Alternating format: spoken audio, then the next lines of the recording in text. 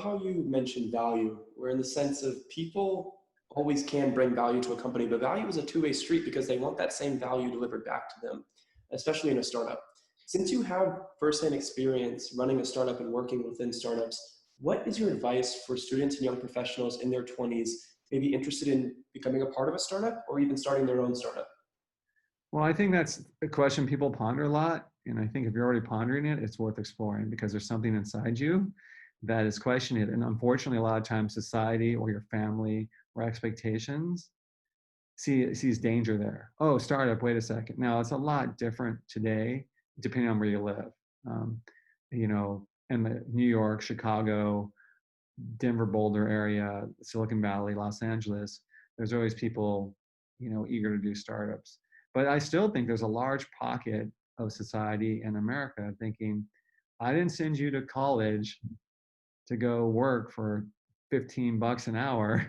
I didn't pay $200,000 for a private university so you could do marketing at some application startup that I don't even really comprehend. Your parents might be saying, what you're doing? Like, what are you doing? So, and also there's fear of like, well, wait, what if this doesn't work out? What's going on? So those are normal questions to have. I think if you don't have those, then that's also dangerous because you're not really grasping the consequences factor of decisions like this. But my feeling is that if you're thinking about it, you should really dig into looking to do it. And there's a couple of reasons I say that. One is when you're in your early 20s, you probably have not built an entire life yet, meaning you don't have a home with a mortgage. You don't have a spouse and some children. So those become real obligations where then it can't be about you as much. You have to make trade-offs to support the partnership or the family you've built.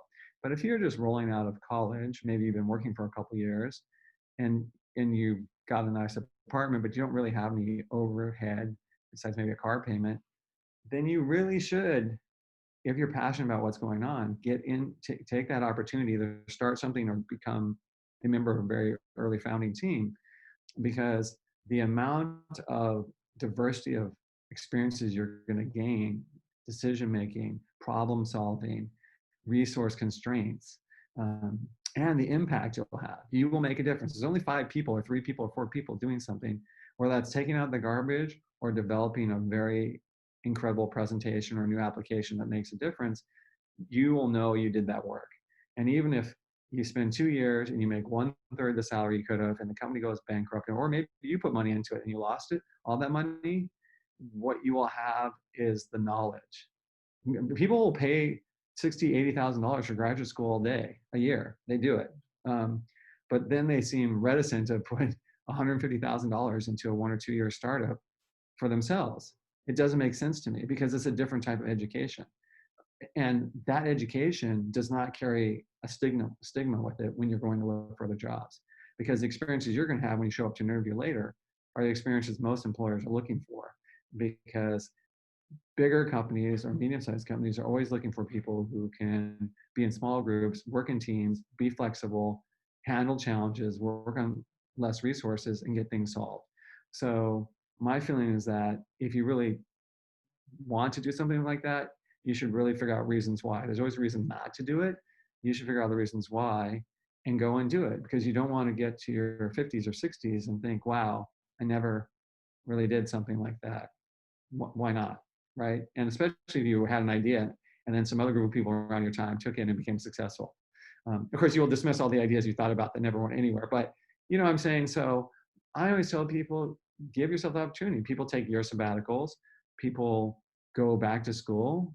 This is a similar thing. It's investing in yourself. And in today's changing world, you're not going to really do the same job forever. That's almost impossible, I think. And there's probably jobs that will be created in 10 years that we didn't even know existed now. So you have to get in this continuous learning environment, this ability to take chances, take risks, and bet on yourself. I love that you mentioned also about risk taking, because I feel like a lot of young people in their 20s, they follow a certain structure that so-and-so said they should follow. I need to do this because another person said this is the way to do it.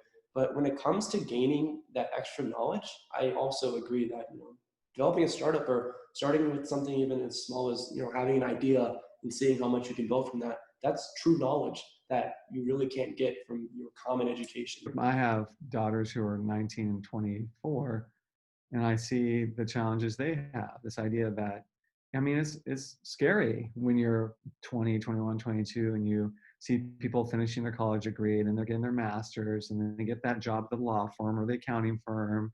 You know, they're on the little track to make partner or whatever they're doing, thinking, or they wanted to go to medical school, like my oldest daughter is at medical school. Think, oh, well, what if I don't take the right classes while I'm in college, and then I won't be able to ever go to medical school? And it's just not like that. At UCSF, we've been lucky to meet many of my daughter's classmates. And one guy was a professional BMX rider for 9 years. Then he decided to go to medical school. So he had to go back and take classes, right? So he had to go back to school. And he's his late 20s, early 30s. But he's in there, and most of the people are not 23, 24 like my daughter. Many of them have done very diverse things, and they're not all biology majors or MCB majors or genetics majors. They come from a wide diversity, but then they discovered something that they're doing that brought them back to their passion of going to medical school, and then they went and did it. Even my own example, bioengineering degree, naval aviator, tech and real estate startup, then Candy. I mean, you can keep evolving with each group of years as long as it's something that's helping you grow. And so when you're young, you can take those chances because there's always a chance to do it, go back and do something later. You have a lot of time left. It doesn't seem like it. I get it. The pressure's on. And you think, oh, I don't want to end up 30 living in my parents' house when it's not COVID-19. And so, but it won't work out like that usually. It doesn't. You'll find your way.